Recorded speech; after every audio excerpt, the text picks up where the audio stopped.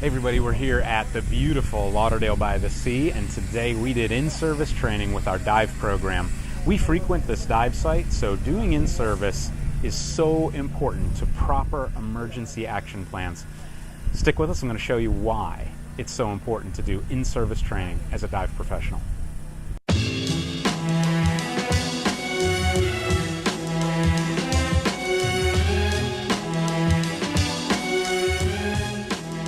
In-service training is on-the-job education or skills development designed to improve staff members' capabilities. This type of training is most commonly associated with police, EMS, and lifeguards, but recreational industries such as snow sports and whitewater paddle sports practice it as well. Its importance for dive professionals cannot be overemphasized. The risks inherent to scuba diving mean dive professionals may be called on to act with competence, proficiency, and professionalism when an incident occurs. Dive professionals take courses to maintain their CPR, first aid, and oxygen provider credentials every 2 years.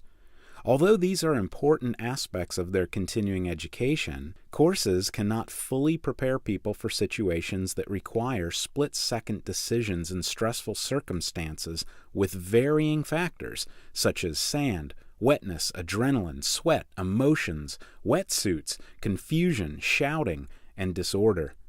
That's where realistic training comes in. We conduct in-service trainings at every dive location our dive program frequents, and we have particular outcomes that we're looking for to develop our staff at each one. In our beach in-service, we wanted to focus on the experience of bringing an unresponsive victim in from the reef and performing an egress onto shore.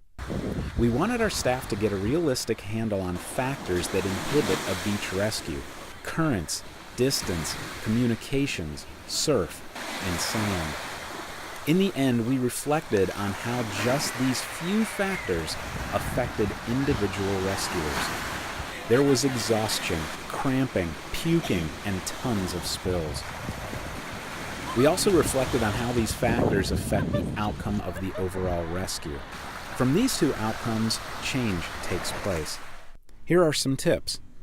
Notify others. We always inform others at the dive site and post signs to inform passerbys that they're witnessing a training exercise. Manage hazards. Make sure to appropriately manage any hazards to participants or the public. Be careful of equipment that gets strewn around the site and ensure it's picked up reasonably promptly to minimize the training's impact on others. Add realism. Most of the time, we have live phone calls, emotional bystanders, and a complement of in-service specific safety equipment to be used. But today, we really only focused on victims being true dead weight, and we let Mother Nature do the rest. Evaluators are supportive. If failures happen during in-service training, good. That's a learned experience, and it prevents the problem from happening again. It's better to fail in in-service than in the real thing. Learn and adapt. Not only will individuals learn about themselves and their capabilities, but as a group, they have a better awareness of how to perform together. This is also where you'll see changes made to EAPs based on varying factors. In-service training should be mandatory for all staff who supervise or lead divers at dive centers, resorts, charter operations, educational institutions, public safety departments, or commercial diving companies. This includes teaching assistants, assistant instructors, dive masters, dive control specialists, instructors, instructor trainers, and course directors. For more information on how to conduct in-service training, see my article in Alert Diver magazine. I will post the online link below. Reflecting on the day, our dive team is absolutely exhausted. But here's the deal. They were each able to use what they went through today and the experience of it to better themselves in thinking about how they would perform in a real rescue if it were the real thing in the future. There is nothing that can compare to that level of training, because that's true understanding when they've experienced it, and that experience dictates how they will act in the future.